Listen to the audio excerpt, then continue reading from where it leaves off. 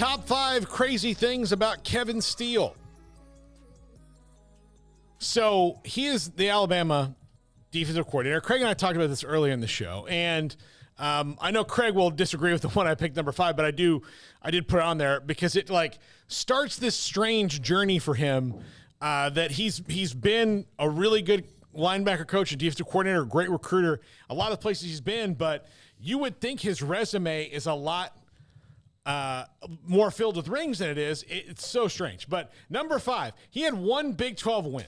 One Big 12 win his time here. And that did not, and he was not a head, look, he's not been a head coach since then, other than the interim. He's not a head coach. It's just not what he is. What happened at Baylor was nothing he tried worked, and it was one of those things where it's just like bad idea after bad idea after bad idea stacked on one another.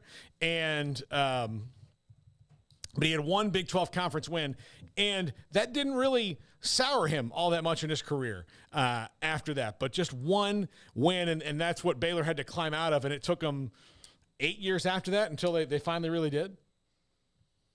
Yeah, so. I wasn't here during that time. It was all of it goes one word, one game, one moment was UNLV. Yeah, and it just went to the crapper and never ever came back. Yeah. He's got those moments. Number 4, he made $860,000 for 10 days of work at Tennessee.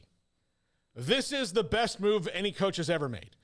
Jeremy Pruitt was fired for the NCAA violations. They hadn't even they just brought in Danny White, the new AD, or they were just about to, and they needed an interim head coach. He was that for 10 days. He never even coached. He was brought in by Jeremy Pruitt to be on the staff for the next year, and then they brought him in. I'm not even sure how it worked, but they brought him in. Maybe he was going to be the head coach for a year if they didn't work out before Josh Heupel, but he was only really working at Tennessee for 10 days as the head coach, and they signed him to a 2-year, $860,000 deal, and they had to pay him all that money because they did it before all this went down. Such a weird thing. And again, credit to him. This has nothing to do with him being a good coach or not. It's just the strangest thing in the world. Yeah, I mean, good for him. I was trying to read the exact details on how that unfolded. I'll have to do that later. But however it worked out, I mean, yeah, making nearly $1 million in a week and a half is pretty fortunate. That's Jaden Rashada money right there. Yeah, it is, and he probably had to do even less autograph signings, so it's good for him. But, yeah, great for Kevin Steele that he got that Tennessee opportunity, if you want to call it that. Number 3, Alabama won all of its titles when he was not there, but he clearly was a big part of setting up those teams for the run. He can recruit. Yeah. He did it in Nebraska. He was a part of that 94 national title team. And he could recruit. And then, of course, that helped him get that job at Baylor. And, of course, then we know what happened. But, no, but I was stunned when you and I were talking earlier today that he has not been a part of any of the Alabama. It's hard not to do if you've been there in the last 10 years. Yeah. I mean, it's like he's navigated around it. Craig and I talked about it earlier. It's kind of, I don't know if it's lucky, unlucky, whatever it is, but it's just bad timing for him in that I would have thought that he had a bunch more of those rings because this is his 3rd trip through the staff. Yep. And he has not.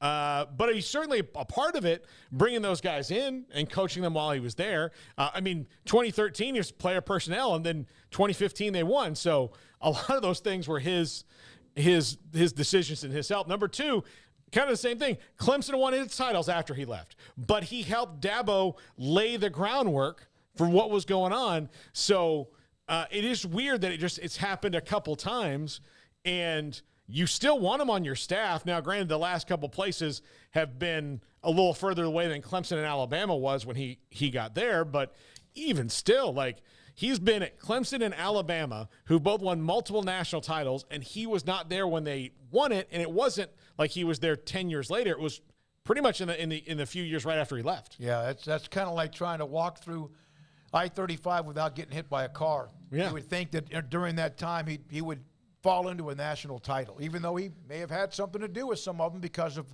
who he brought in. Well, he clearly, he had something to do with it. I mean, he was around too much of that time frame to not have had influence, but luckily he got one when he was at Nebraska. Yeah. Otherwise, he'd be looking with an empty cabinet row for the national titles there. But yeah, I mean that's odd is what that is. Yeah. I don't know if there's anything to that or not. Again, the greatest program of all time keeps hiring the guy over and over and over, led by the greatest head college football coach of all time. And I know some will throw out the old timer names, that the ones that came before and can have that argument, but that's separate. I mean, the best coach in the modern day era with the best program in the modern day era has hired this guy 3 different times now in the last decade plus. So yeah, he knows what he's doing, but just odd timing there with the Tigers. Yeah.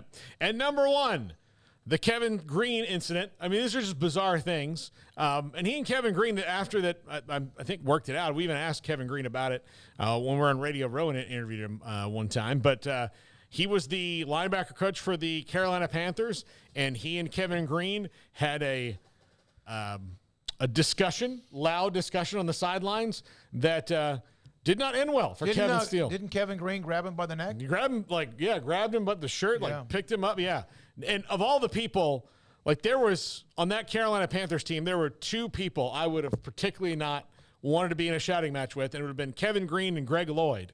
And he got 50% of them. Now, granted, it's nothing. It just happens. I mean, you see it, you have shouting matches on the sideline, but that couple of minutes for Kevin Steele had to be a weird, tense time. That is not the player I would want up in my grill. Kevin Greene was that special kind of pass rusher nuts. Yeah, he made the Hall of Fame, right? Mm-hmm. Did Greene make the Hall of Fame? Yeah. It was. I always felt bad for Kevin Steele because of that moment. Yeah. Because again, he's a pretty good looking as far as his fit.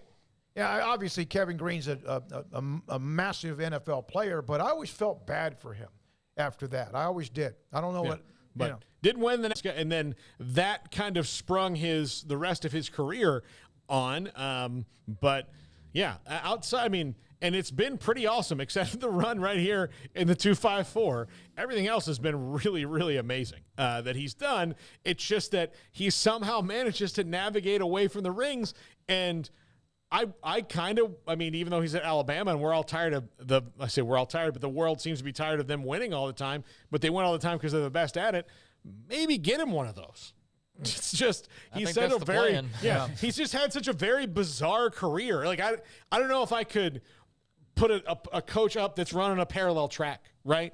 And there's lots of different winding coach roads, but he's got one of the strangest ones. I would have thought when this came up, even when his name started to kind of become more than it was circulating last week, I would have thought and lost money that he probably had won at least 3 national titles as an assistant coach. That's what I thought. I was just like, man, I want to see these rings because I saw a lot of Kevin Steele slander online. And I think, well, I mean, let's go through and really look at what's good and what's bad. And look, he was at Florida State from 2003 to 2006. It was right after Baylor. And Florida State that was one of the worst periods under Bowden. But what happened after that is Bowden started changing a lot of things that he did because he learned it from Kevin Steele. Yeah. So it's just like, maybe bringing this guy in kind of works out. He's just not the guy you want is completely in charge. But, I think it's going to be a loss for Miami. I think Mario Cristobal needed him, even though that team was really bad last year. I don't think that was on any of the coaches, including Josh Gaddis, who got let go. Lots and lots of places where